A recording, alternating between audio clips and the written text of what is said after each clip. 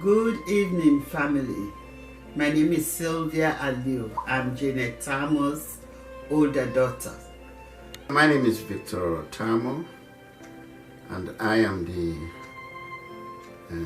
only surviving son of Mrs. Janet Tarmoh, my late mom. Esther Tarmoh, we will not be able to for last speaking. My name is Veronica Tarmoh. Janet Jogi Lahat Tarmoh was my grandmother. She lost so many daughters, so I was the first to survive. Okay. Mom was very attentive to her children. She loved us so much. She even loved our friends. And our friends came to the house, spent a lot of time with us in the house, even more than in their own homes. Mama's life was very eventful. At an early age, she became a widow. I think by that time she was like in her 30s. She became a widow with 4 children, 2 boys, 2 girls. And then she had to wrestle with taking care of those children. I remember when I was little, living in Canada with her, always spanking me, punishing me. Every Sunday, I know when we go to church, after church we come home, she would lock me in the room. She said, "Nobody come here. No kanaya o. Odepa put bondo." That means society. So I asked Grandma, what did I do? He said, "You go to church, you dey write some people in chair. So I dey beat you next time, not do am." My mommy liked me. He will like me so much. And I like him.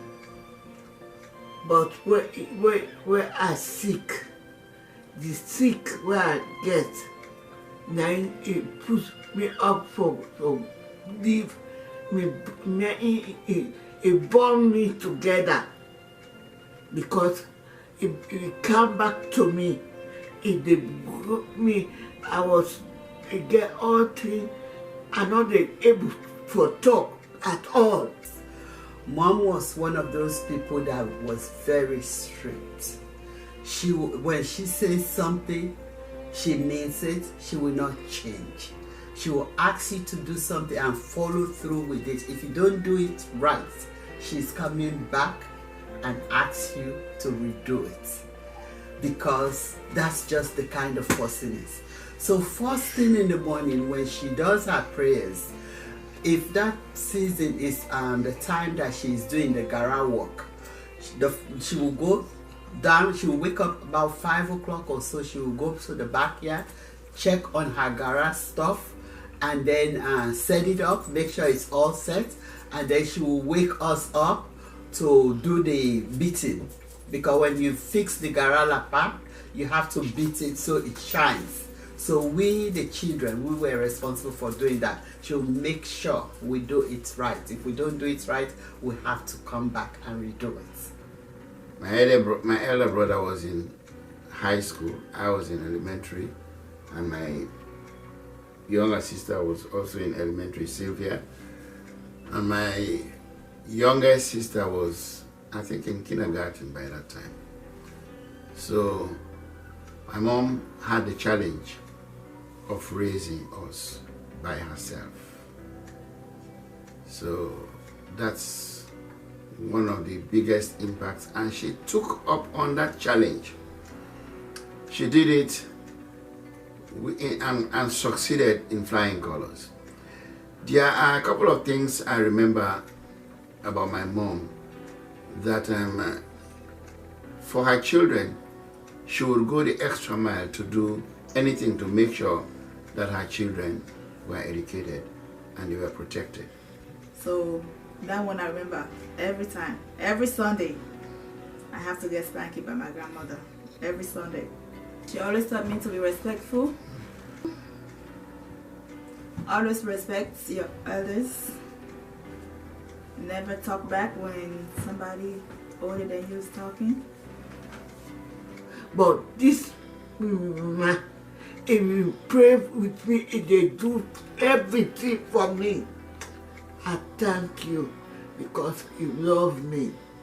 I praise you. And then another thing that she did was the store. She had a business. She was extremely hardworking. At her age, after our father passed, she was responsible for taking care of not only her own children, but children from her extended family. Mom was one of those people that would say this person is her family member. Any Baminde person that came from the south and settled in Kenema is my mom's brother or sister. So we have so many family members. Some of them we don't even know. They are not really related by blood, but just because they are in a different environment, they claim relationship.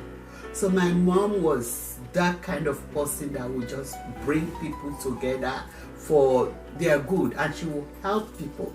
She will put family members or friends or other people that she doesn't even know. She will help them put their children to school. She will help provide for them. She will give loan to people just to help them. I remember one time when I was in Moyamba and my mom went and visited me. She thought that I was being mistreated. So she came back and told my dad, he said, if you don't take my son from there, I'm going to have a hell time with you. So my dad reacted and took me from Moyamba. The next place they wanted to send me was to Njala to go to experimental school. That rainy season, my mom and I boarded the train from Kenema, stopped in Mano, got on a lorry to go to Njala, but the road was bad, very bad. And at one point, no vehicles could cross. I saw my mom pick up my trunk, that is the luggage I was carrying, put it on her head, and was walking in the mud to make sure that I go to school. I learned from my grandmother how to be respectful and very hardworking, because the reason why I said I'm very hardworking, when we used to be in Kenema with my mom, every morning her and my mom would sell kukri, like they would sell food every day. That one would not pass. Every day they would sell food. So she was really, really on top of that, and hardworking, you know, very intelligent, reading her Bible every day after they finished selling. She's always on time to read her Bible. Mom was everything in my life because he's my everything. He was my brother and sister and everything. He bought me. She was my mom and everything. So with me now, specifically me, she placed me in a boarding school. But before I went to boarding school, she had helped me learn how to do business, because I really got that experience from my mom, how to gather money, how to get money, because whatever money she has, you think she has $1 million, because she knows how to spend her money. She knows where to spend it and when not to spend it, and she knows how to do business to get money. Like on Fridays when they have that tongo field something where they go, they call it doorwheel, which means they take buckets, produce, take it to a centralized place where they will sell their produce for more money than they would normally sell. So she likes to take her, when they have that tongue of field doorway, she will gather her stuff and take them. Early in the morning, she's in Tarmoh. By 7 a.m. she's in Tarmoh to get ready for the market day. They call it, it's a market day. But it's the diamond dealers who buy the products at a higher price. So that's why they go there. I also remember when there was a time I was I was very challenging. Wanted to quit school and go do other things. She stood up. She would not relent to go to the police if she felt that I was getting too much. She would get law enforcement to come in just to make sure that I complied. I want to be very clear that if my mom was not the kind of pushful person, focused person that she was, I would never have been able to complete high school. Many of those who were my cohorts did not complete elementary school. But because of my mother's vision, when she pressured my dad to move me from Kenema, that is why I was able to make some gains as far as education is concerned. Well, the one thing that I miss about, that I can say I miss is the prayer in the morning. When we used to be in Gambia, when we came to Gambia, we used to live together every morning, every 6 or 7 o'clock in the morning. We have to wake up to say our morning prayer. And she have this favorite song that she normally sing, that we every morning before we start, we start the morning devotion, we always pray, we always sing. Yesu gamao amina biamia bidole biamia bihale church bolo. So that song, even now I still remember that song. Even now I still remember that song. I might not know the whole thing, but that's why I remember. She always wants the families to be together, to love one another, to respect one another. Loving and loving. And I know he is very dear and loving me, and I know he is good, and he's going to pray to me. Whatever I need, I will get it because of my mom. I know he is in control for me in the world. He is control.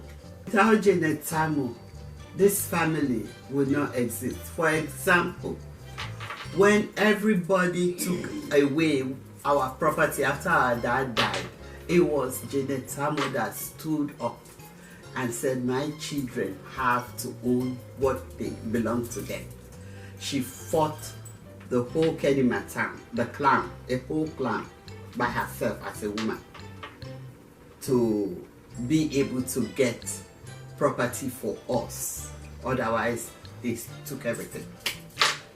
So that's a big impact, because without her, we won't have Lambayami today. Sometimes I sometimes cry, because she has been the one that I'll call and talk to. I don't have anyone that I truly would talk to about things that's happening within the family. She was the only one that I would really talk to. And when she fell ill, I knew I lost that. But when she left, because she passed, that even, it left that gap for me to look for somebody that I can hold on to, like I held on to her. Mama's legacy in the family is love. Mama would take children from extended family members, bring them to our house, and raise them as our own children. So even up to today, we have such family members who are now like blood-related family members. So she showed love to everyone, whether she was blood-related to you or not. She showed love. I just want to say that I'm going to miss my mom. I do miss her a lot, and she was the best person ever in my life. Without her, I would not have been what I became. So I want to thank God for being in my life, for bringing me up, and I also want to pray that the good Lord will have mercy upon her wherever she is, in Jesus' name. So when Grandma passed away, my dad asked me to go with them in Africa. I refused. I said, no, I know they go. I said, I know they go. So my sister said, well, you mandate it, it's not for go. I said, no, I know they go. So my brother said, not for go. I said, okay. So finally, my dad, finally I went there. And I went upon all the grandkids. Grandmother decided to leave her legacy with me. That's how much special I am to her. And this is the legacy right here. I bring back Janet right here. Rachel. Right here. So I might not give her the Janet that she was cursing me for, but I gave her the Rachel name. So this is her. She came back. Ami Tarmoh mina son-in-law again, oh, Mapule. He left we, thank God, he wonder, and may God will say, he keep you in Jesus' good hands. We love you, we miss you. Whoever remains for, they remember you until we time we meet again all together. But we love you all day and at this world here. We always think about you. You've been a loving mommy. The truth today come on my mouth. Excuse me, Mama, for you to God. Now you angry me know who say God make it from because even they tell you the truth. You know, ever be afraid for tell Esther routine and the fact. I tell you, thank you. Where Esther passed, Jesus come for one of we. We always go there forever. By God the power, the devil no able to destroy we. Nothing that we say will not say it. We they went together. I will always remain for the return and I keep me what I have been telling you. Charlie keep picking, not to forget. Be back, Libaman, or Tminima, or Mendeman. Me na me love, na me. Na picking, na me sister, na me everything. May God keep you in heaven. We love you, Mama. What you don't do for we. Na this earlier we left with pan. You don't left with we now for me. We continue post to say, yes, Mami Tarmoh now. Na Tarmoh in Webby, and born in Pikinde, we left there with we. Mama will love you. May God keep you in the loving arms of Jesus Christ. Yeah, we love you. We continue to be Christians. Amen. And we always remember you and the way left behind. You grand Pikinde now.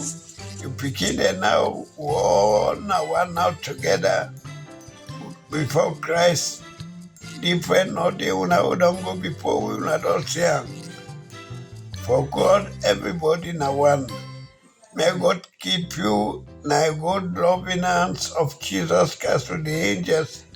Make them give you a loving arms around. Make you deal with them. And Tarmoh will always will remain for remember you. We not be afraid for tell anybody the truth. Everybody will bring up, not try for Puella, it's try for makeup. May God keep you in heavenly arms. We tell God thank you for his loving arms. In Christ we pray. Amen. I will thank you for everything because I haven't get too much, but I thank everybody who gave me something. Thank you and say thank God before everything. The way she advised me about my children, I wish she was here to see how the children are doing.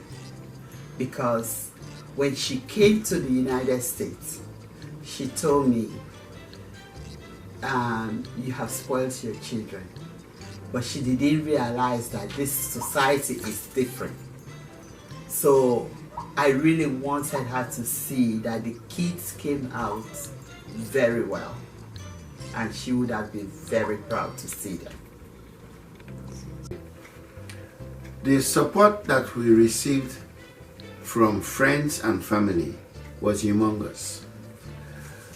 The kind of funeral that we were able to put up. We could not have done that without the support of the friends and family in here in the United States especially. I will mention maybe a couple of organizations that I belong to who were very, very resourceful in helping to make this function very successful. One of them was Tarmoh. Another one was the SLPP, Maryland and Washington DC Metropolitan Chapter. Another one was the Kenema District Organization. And there were a host of other people around, friends and family, workmates, schoolmates, who contributed. I just want to thank them immensely for everything they did for my mom's funeral. I just want to say thank you to each and everyone that who play a great role.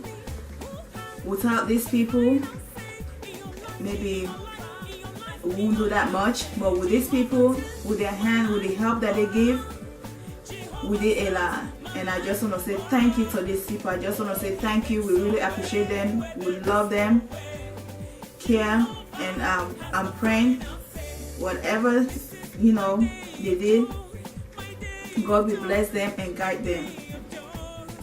I would like to thank them for every support that they gave to us. Without that support, we wouldn't have done the great job that we did, the way we elevated our mom's burial in Sierra Leone and also in Maryland. We wouldn't have been able to do it without the kind of support that we got from people. So I just want them to know how appreciative we are of that. And I thank them a lot. May God bless them. My God, you are too much. You have